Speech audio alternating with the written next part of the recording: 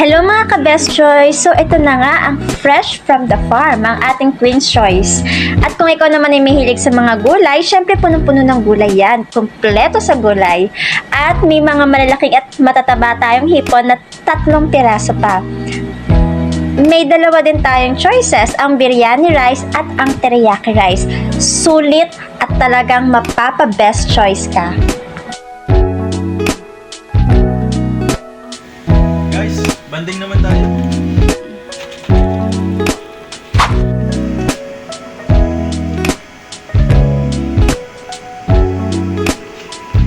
Alam ko na. Tatawagan ko na lang. Paborito nilang pagkain. Queen's Choice. Hello? Sure. Order na ako ng bestseller. Yung shrimp. Hello po, Queen's Choice, your best choice. What can I do for you? Order na ako ng bestseller niyo. Yung shrimp. Exactly, sir. Fresh po from the farm po ang aming mga hipon. Our best seller is biryani and teriyaki rice. Ilan po ba? Pa-order ako ng biryani at teriyaki. Thank you.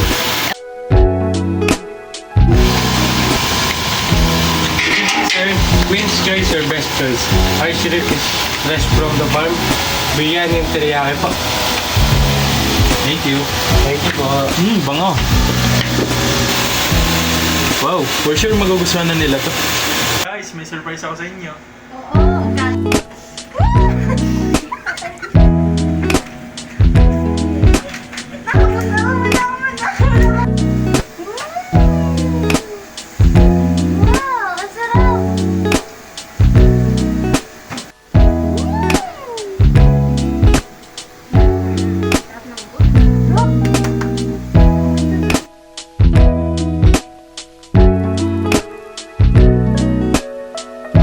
We are located in Batangas City in Food Park near at SM and BDO. So that's good for our business who is visible to our target market, which is the employee.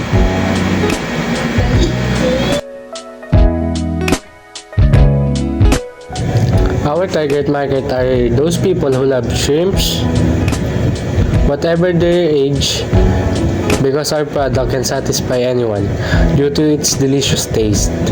They can buy our product as long as they are not allergic to it. Kahit anong edad pa yan, and kahit students, afford yung aming product kasi Queen's Choice, your best choice. So, doon po muna tayo sa teriyaki rice. First, kukuha tayo ng plain rice na lalagyan natin ng teriyaki sauce. And then, lalagyan po natin siya ng lettuce, tomato, pipino, carrots, and onion. And ipapatong na po natin yung 3 fried shrimp. So, sa biryani rice naman po is, ganun din po, lalagyan lang din ng lettuce, onion, carrots, pipino, and onion. And then, lalagyan lang din po siya ng 3 shrimp.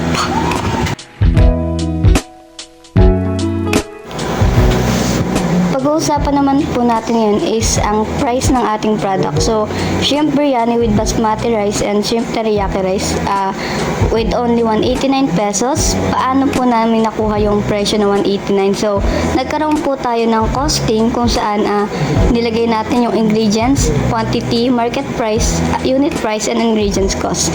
So, sa ingredients, nandiyan po yung shrimp, basmati rice, carrots, mayonnaise, lettuce, onion.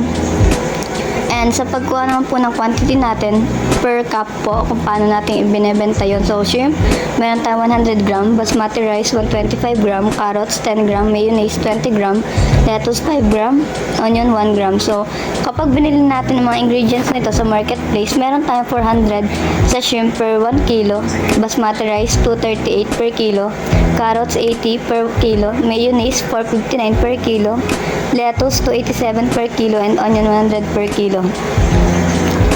in getting the unit price, kailangan lang po natin i-multiply yung quantity into market price and then divide it kung ilan po yung nagamit.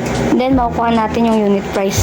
Sa ingredients cost naman po, i-multiply natin yung quantity and yung market price and unit price para makuha yung ingredients cost. At ang total niya po is 82.17. So,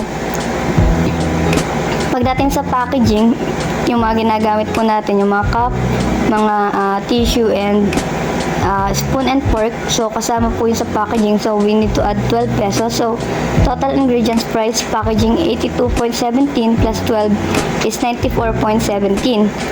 At we have to add 20% markup selling price computation. So, 20% is equals to 94.17 times 2 is equals to 188.34.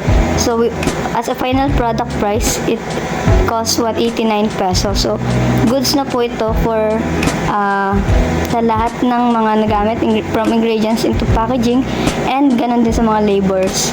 So, that's the price of our product. Very affordable. Hi Kuya, baka po gusto niyong itry ang aming product, Queen's Choice. At kapag pinili mo ang Queen's Choice, the best choice. Ano ba yung mga product mo?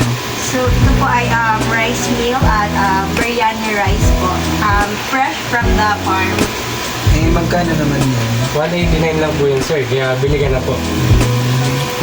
Nabili nga ako isa.